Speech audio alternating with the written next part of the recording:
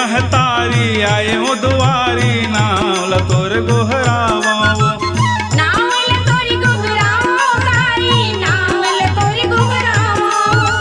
नाव सुमर के कल सारा क्यों दिया नम बाती बार्यों दिया नम बाती बार्यों गाई दिया नम बाती बार्यों तोर लीला हवय अपार नव दुर्गा महामाई नव दुर्गा महामाई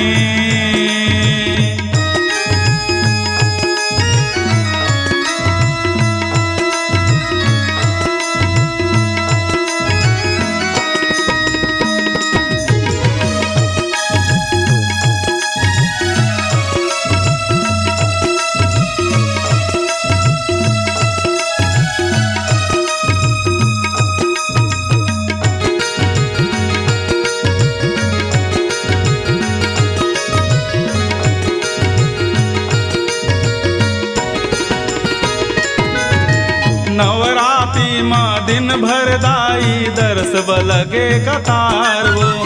दरस लगी कतार हो गाई दरस लगी कतार हो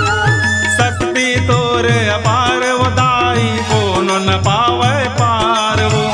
कोनो न पावे पार हो गाई कोनो न पावे पार हो तोर महिमा अपरंपार नव दुर्गा महामाई नव दुर्गा महामाई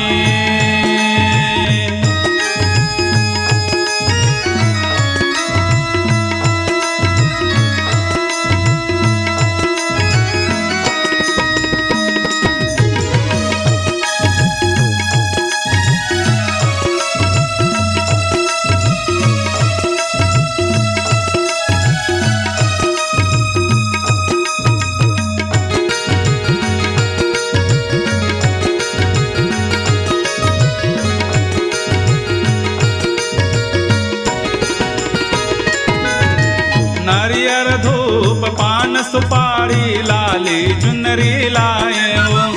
लाली चुनरी लाए गाई लाली चुनरी लाए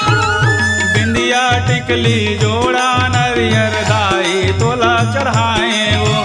बिंदिया तोला चढ़ायो गाई टिकली तोला चढ़ायो पर लीला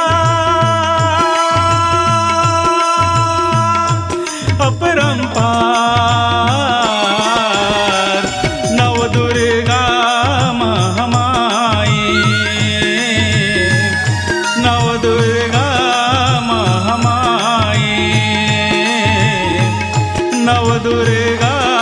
महामाई नव दुर्गा